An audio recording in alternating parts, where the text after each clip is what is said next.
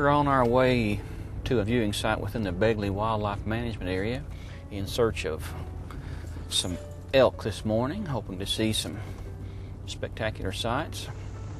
This site is so rich with the elk and such good roads, and we've got such great cooperation from the landowners and Fish and Wildlife.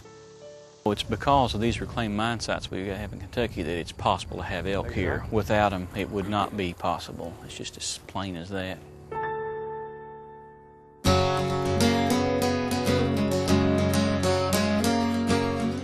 This is a wonderful opportunity to see some magnificent creatures in a natural habitat. The first time especially, they're almost always more than you expect. Oh, yeah. When you see them the first time out, especially a big bull. And that's a young one. That's a magnificent creature. But you know, they're supposed to be here. Yeah. But due to the lack of, regulations on hunting, they disappeared. But now they're back. Yeah. Thanks to, Department of Fish and Wildlife, Rocky Mountain Elk Foundation. Landowners and support of hunters and conservation-minded folks. It's after 150 years, they're back again.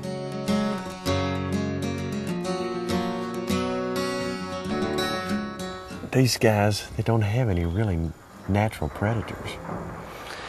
That's one of the reasons they're flourishing so well in Kentucky, I think. Out in the West, they got wolves to deal with, and about the only thing they got here is coyotes and us hunters.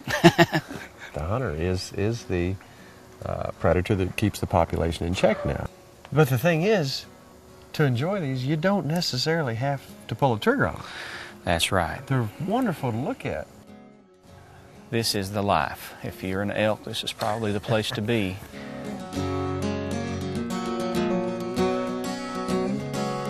Well, this will be our first year for organized tours. Oh, no. It's taken me a little while to get all of the logistics worked out. We're planning on taking 2 vans on each tour, and we are expecting to take along 18 to 21 persons per tour, and that's it. At least for the first year. Who do you think your main clientele is going to be? I'm expecting, a pretty good response from Louisville, Lexington, perhaps Knoxville. And there'll be some local participation also. Oh, cows. Cows.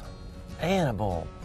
And see, this is something. Look at that thing. This is something that That's a 5x5. goodness gracious. This is something that somebody may have never seen in their life. That one on the right is even bigger. I believe there's 4 bulls up there. 4 bulls and a cow, and the bull on the extreme right is the largest of the bunch. If he raises his head up, that'll become evident immediately.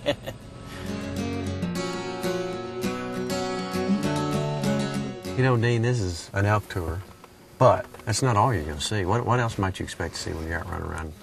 I believe that we can have pretty reasonable assurance that we're going to see some whitetails when we're out here.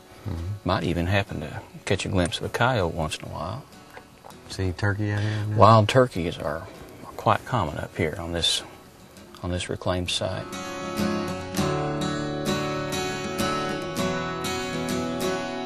We came down last night and stayed at Pine Mountain and went down and had dinner.